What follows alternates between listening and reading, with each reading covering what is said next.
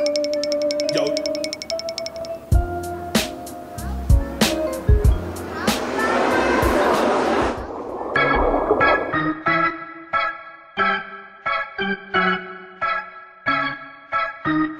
Je m'appelle Gérard Bast, on m'appelle le prince de la vigne.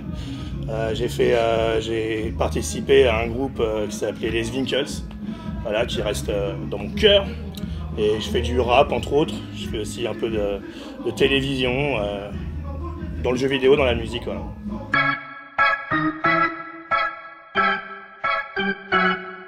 À la base, j'ai rencontré Yoshi il n'y a pas super longtemps et puis on a bien sympathisé. Il m'a dit je fais un EP avec Soap, SOAP. Et il m'a dit est-ce que tu veux faire une date avec nous à Paris? Je lui ai dit non, ça me fait un peu chier. Parce que j'aime pas trop jouer à Paris, ça met la pression, il y a toujours plein d'invités, des gens qui t'appellent. Je préfère aller me ridiculiser en province, si tu veux, au moins il y a moins de médias.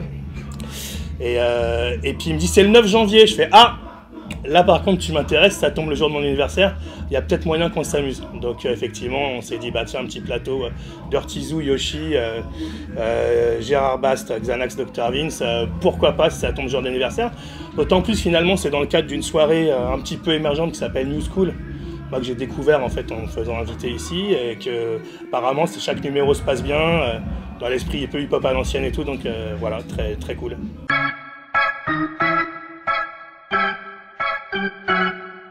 Aïe aïe aïe aïe aïe, si tu savais, j'ai commencé à faire des tags et du graffiti en 87, 86, 87, donc tu vois ça nous rajeunit pas, c'est il y a quoi, 25 ans. Et puis j'ai découvert le rap avec un peu les Beastie Boys, Run DMC, Public Enemy. J'ai adoré cette musique et puis je pense pas spécialement en faire. Et puis naturellement en fait on a commencé un peu, quand j'ai rencontré Nicus, j'avais déjà écrit quelques textes et tout, mais on a commencé un peu à rapper et tout. Et pendant 10 ans, on a mené finalement cette aventure Zwinkels, un peu doucement, tu vois, en commençant. Bon, on a commencé assez bien parce qu'on avait la chance à l'époque d'une industrie musicale florissante, avant Internet, etc., où il y avait de la thune. Les mecs se faisaient repasser leurs costumes. Daddy Nutty faisait repasser ses costumes par la maison de disques. Voilà, on a eu la chance de pouvoir vraiment faire de la musique. Et puis petit à petit, il y a eu un certain engouement. On a eu la chance de pouvoir vraiment faire tous les festivals de France, des grosses scènes et tout. Quand DJ Pone est venu se greffer à l'aventure, ça a bien poussé aussi. Et voilà, de fil en aiguille, il y a une grosse aventure autour du groupe. Et puis après, ben, on a arrêté le groupe et puis je me suis lancé, on va dire, en solo, mais bon, en restant avec mes amis proches à droite à gauche, voilà, pour continuer un peu dans la même lancée finalement, puisque j'étais peut-être celui du groupe de Zwinkels qui était le plus proche de ce que Zwinkels faisait en fait dans le cœur du truc, quoi, voilà. Et puis parallèlement à ça, ben, des petites aventures audiovisuelles, idiovisuelles, ouais, j'appelle ça, c'est pas le jeu de mots de l'année, hein, mais bon, idiovisuelles, voilà, parce qu'on m'a proposé, et puis que je me suis dit, ben pourquoi pas. Ah, mais ça fait des belles années. Enfin, parce que finalement, je te raconte, c'est pas vraiment ce que tu me demandais. Tu me dis le bilan de ces 20 ans, il y a eu des points forts, si tu veux. Le bilan de ces 20 ans, c'est voilà, les grands souvenirs, c'est cassage de scène aux Eurokéennes de Belfort avec Korn et Slipknot. Ça, c'était vraiment énorme, c'était souvenir de fou. Même partager la scène avec des groupes comme Method Man Redman, Suicidal Tendencies, Sick of It All. Ça, c'est des trucs inattendus et ouf. Aller au Japon grâce à la musique, avec Vince on l'a fait, tu vois, ça c'est des trucs de ouf. Devenir à un moment dans ma vie testeur de jeux vidéo, ça c'était inespéré aussi, quoi. C'est peut-être le job le plus cool. Après Skater Pro, mais Skater Pro ça demande un peu plus de taf. Là donc voilà, je sais pas, j'ai vraiment de la chance dans ma vie je sais pas, qu'on me propose les bonnes branches au bon moment. Et voilà, donc si, c'est bien. Et aujourd'hui, ben voilà, j'ai 42 ans, j'ai un petit garçon qui s'appelle Mario, qui a 4 ans. J'habite une maison au bord de l'eau, où j'espère un jour me mettre à apprendre la guitare et me mettre à la country. Voilà.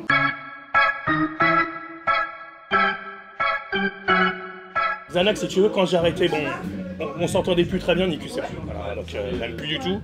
Bon, on va pas revenir sur les détails et les machins, ça fonctionnait plus, j'ai dit moi j'arrête, dans ces conditions-là, ça me plaît pas. Et je m'entendais encore très bien avec Xanax, et le problème c'est quand j'avais pas envie de continuer de faire Zwinkels à deux, si tu veux, voilà, Zwinkels c'était avec Nicus, et surtout même d'ailleurs le noyau dur, c'était vraiment lui et moi, et on a tellement travaillé ensemble, on avait vraiment j'ai très bons souvenirs avec lui. Mais voilà, du coup après, je me suis dit bon, je pars sur mon projet à moi, je me fais une petite actu à la con, je fais mes trucs, et après, quand l'eau aura un peu coupé sur les ponts, aura coulé sous les ponts, j'allais dire à couper sous les ponts, aura coulé sous les ponts, bah, je redemanderai à Xavier si il a envie de faire des trucs avec moi, quoi. Enfin, on en faisait déjà en studio et tout, moi. Et puis voilà, au bout de 2 ans ou 2-3 ans où on avait fait un peu nos chemins de notre côté, j'ai dit vas-y, viens sur scène avec moi, et maintenant finalement on fait tous les concerts ensemble.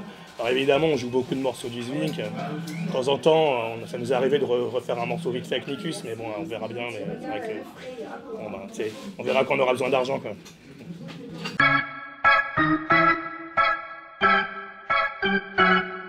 En fait, c'est 3 mecs qui ont décidé de faire un documentaire sur le rap alternatif parce qu'ils aimaient bien cette musique, mais aussi parce que le sujet leur plaisait, si tu veux. Le sujet d'un espèce de mouvement avec ses hauts, ses bas, un peu sa naissance et sa mort annoncée. Sa mort annoncée, mais ça s'est très bien passé avec eux. Ils ont fait un très très beau film, qui est un film très orienté, donc qui est presque scénarisé. Et ils donnent une vérité, quoi. Ils donnent une vision de leur truc. Après, ce qui est bien, c'est que ça reflète une scène. Voilà, la scène de James Elec à Club des Losers, TTC, La Caution, nous-mêmes. Mais dans cette scène-là, tout le monde ne faisait pas les mêmes choses réellement, si tu veux. Le rap expérimental, c'est une chose. C'est un peu ce que fait La Caution, on va dire. Eux-mêmes ne vont pas te dire qu'ils font ça, parce qu'ils pensent faire du rap à la ricain avec des instruments un peu électro, quoi. Le rap de club, voilà, TTC. Nous, le rap festif, avec Beastie Boys et Cypress Pressy, enfin, tu vois, comme modèle. C'est des groupes, finalement, qui sont très, très différents, quoi. Et, après, c'est super qu'il y ait un docu qui retrace cette histoire-là, et j'ai hâte que les gens le voient, parce que non seulement il est bien, il est émouvant, mais en plus j'y brille. J'ai les meilleurs punchs. Non, mais il est bien, ce docu, il est bien. Au début, j'ai un peu eu du mal à le voir, parce que je trouvais qu'il était très très dur sur cette scène-là, et finalement, c'est pas faux. On a tous eu cette vision utopique de croire qu'à un moment, on n'aurait pas qu'on allait changer les choses, parce qu'on les a changées à notre manière, on a marqué...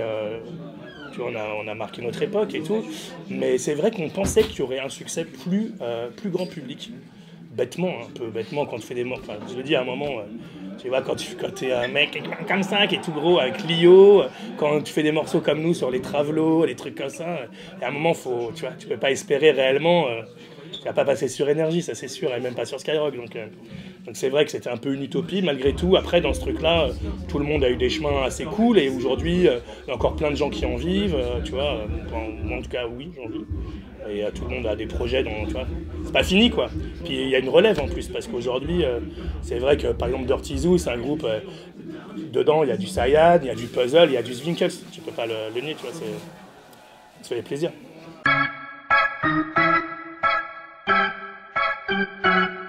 Ben 2015, 2 grosses sorties par chez nous, puisque Xanax a fini un album, il a fini lui, il reste pas grand chose.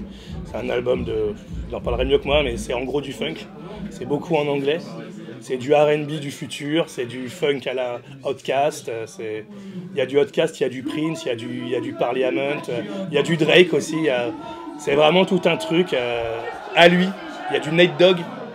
C'est vraiment un truc à lui, et je suis super fier de son projet. J'espère qu'il va vite sortir, parce que c'est celui qui a le plus avancé. Et évidemment, mon album un peu l'Arlésienne, hein, cet album, ça fait un peu 5 ans que je suis dessus. Ça s'appelle Le Prince de la Vigne, et ça sort cette année. Donc voilà, on est dessus à fond, et les choses arrivent enfin, quoi.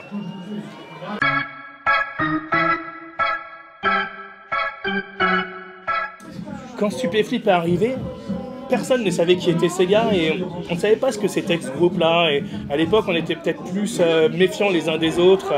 Tu vois, on essayait tous de grappiller un bout de terrain. Et ça collait pas trop Zwink et Stupéflip. Et par curiosité, j'ai voulu rencontrer Kinju.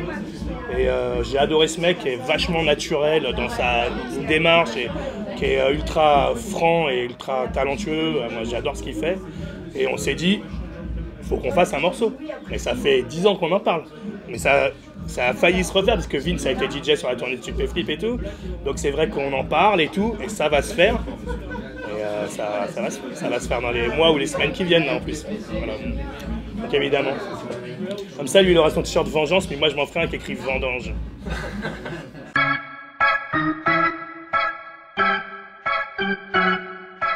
C'est pour mes buveurs de vinasse et tous mes abrutis. Gérard Bast, on est en place et on dans la chune pour cultise.